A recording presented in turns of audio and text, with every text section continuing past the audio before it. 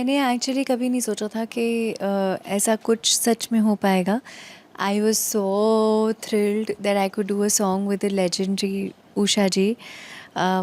मैंने जब गाना बनाया था तो इनिशियली ऐसा कोई प्लान नहीं था किसी कोलैबोरेशन करेंगे या क्या, बट जैसे जैसे ये गाना बनता गया तब लगा कि this deserve something special because गाना बहुत खूबसूरत बन गया था। I sent it to Usha ji. Immediately magically उन्होंने एग्री किया और अगले 3 दिन में वीडियो बना के हम लोग ख़त्म कर चुके थे और उसके अगले हफ्ते हमने गाना भी रिलीज़ कर दिया था। तो मुझे लगता है कभी कभी जब जो चीज़ें होनी होती हैं वो मैजिकली बस हो जाती हैं। एंड उषा जी वो so kind and so giving and so just she blessed us a lot, and मुझे लगता है कि this is going to be a song for lifetimes. This one is called गोले माले।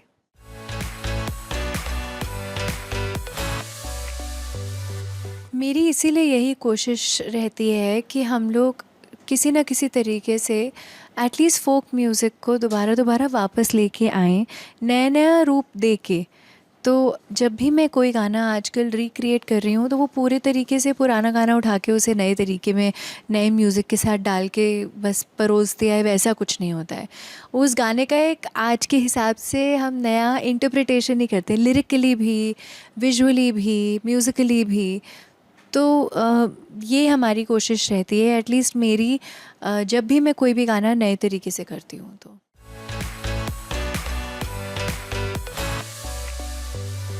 नहीं, आई थिंक फ़ेमिलियरिटी एक बहुत खूबसूरत चीज़ है। अगर आपको किसी चीज़ के बारे में पहले से पता है, कहीं आपने कुछ सुना है, तो ये जायज़ सी बात है कि आपको पहले वो याद होगा and you will probably look forward to it. But हाँ, अगर उस गाने का पूरा रंग ही बदल दिया गया है इन अ वे कि वो रिस्पेक्टफुल नहीं है, तो फिर तो बहुत लोगों को शायद उससे प्रॉब्लम हो सकती है।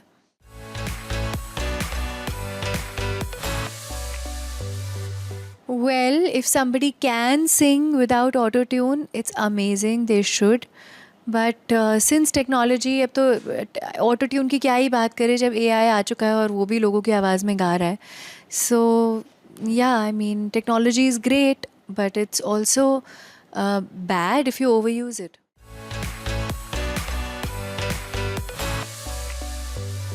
Of course, machines cannot sing like human beings, and even if they do, who is going to go and sing those songs on stage when live audiences want you to?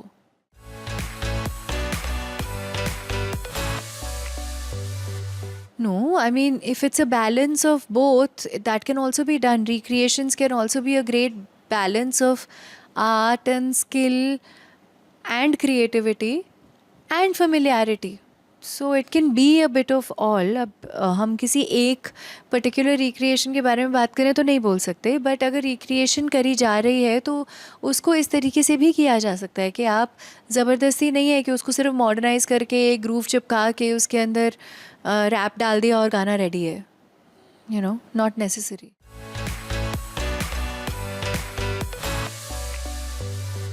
Unfortunately or fortunately, majority yes, because independent artists will never have the kind of money to compete with Bollywood. And if you keep promoting yourself, everything requires money. So अगर आप independent artists को Bollywood का funds दे दें तो competition की बात हो सकती है।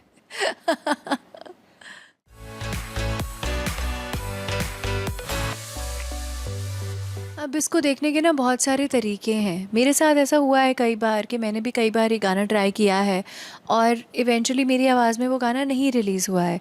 It makes me only learn कि क्या ऐसा हुआ होगा कि मेरी आवाज़ उन्होंने नहीं यूज़ करी, या अगर ये गाने में मेरी आवाज़ लग गई तो मैंने ऐसा क्या किया था इसमें। It makes me learn.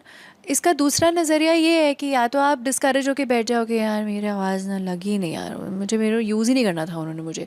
This can also be a way of life, but then it's all about attitude in life. Either you go ahead crying crying crying ideas to keep going ahead.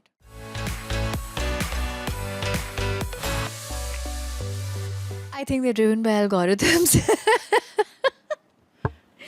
I don't know. I think I'm going to be killed for all of this, but I think they're driven by algorithms. But artists need to just focus on art, because अगर हम algorithms वगैरह के पीछे दिमाग लगाने लग गए तो हम आर्टिस्ट नहीं रहेंगे.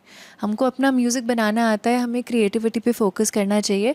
उस पे फोकस करेंगे तो अच्छा म्यूज़िक बनेगा और वो अपने आप algorithms का हिस्सा किसी ना किसी तरीके से बन जाएगा.